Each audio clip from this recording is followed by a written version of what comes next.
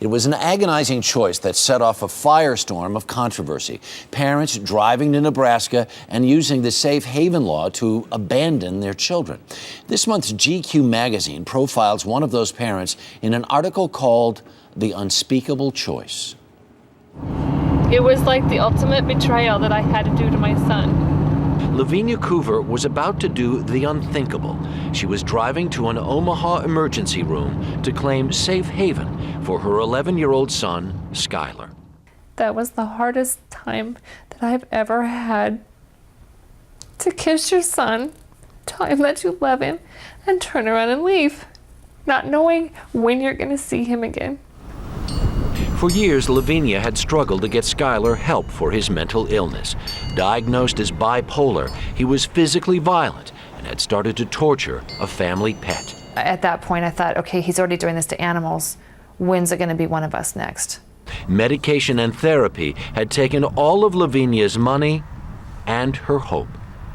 Safe haven, safe harbor. By invoking Nebraska's new law of safe haven, Lavennia put herself and her family in the crosshairs of an international media firestorm. I was criticized on national TV that all these safe haven parents are just nothing but bad, lazy parents. They don't want to parent anymore. And that is so far from the truth.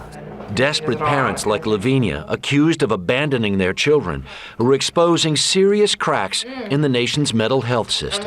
With many of the safe haven parents, they're struggling right now in the courts to get their child back in their home. You know, they don't want to be separated from them. They just want to get the services their kid needs so that that child can try to live a normal life.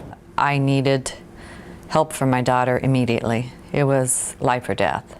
More than 10 years ago, Leslie Byers fought the same lonely battle for her daughter, Megan.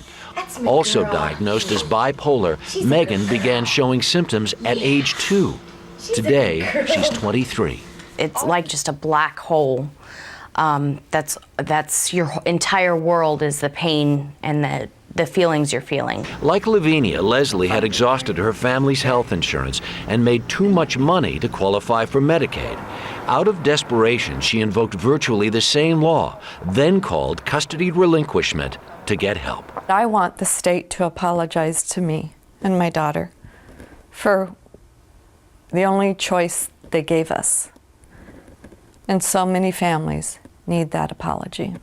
Lavennia was accused by Nebraska's juvenile court system of negligence, a charge that was eventually dropped. This is Skylar's room. Skylar has been gone for 6 months now, as Lavennia struggles to make her family whole again. You like science? There's no reason any family has to lose custody just because their child was born with something that they had no control over. They're not bad kids. They're kids who need help. Lavennia Coover is with us live this morning. Good morning. Good morning. You really thought that clearly you were at the end of your rope. Yes. I felt like you had no choice but to bring your child in. Right. Once you did it, what did you realize? I realized that I really didn't know what was going to happen next. I didn't know if I was ever going to see him again. I didn't know where he was going to go. I didn't know what was going to happen to him. What's going on with him right now? He is in foster care right now. Mm-hmm. He is receiving services that he needs. And we're hoping that he'll be home soon. Is there a possibility that you can get him back? Yes. What needs to happen?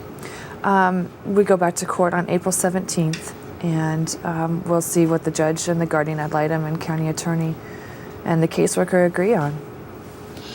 Here's the situation. You're a working mom.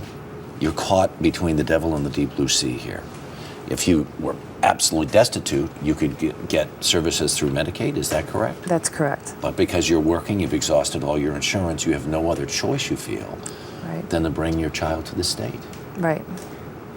That's an impossible choice. Solomon wouldn't be able to figure out what to do in that situation. No, and it's a choice that I shouldn't have not had to make. Right. But I did have to make that choice. Do you have a sense there is some support within the state legislature now? Do people see your plight for what it actually was, as opposed to these kids are just dumping these parents are dumping their children on the state?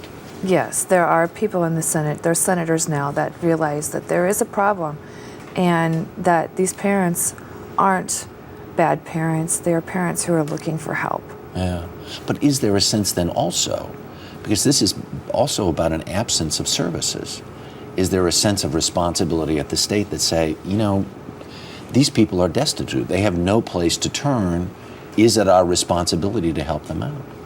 There are a few senators who are agreeing with us.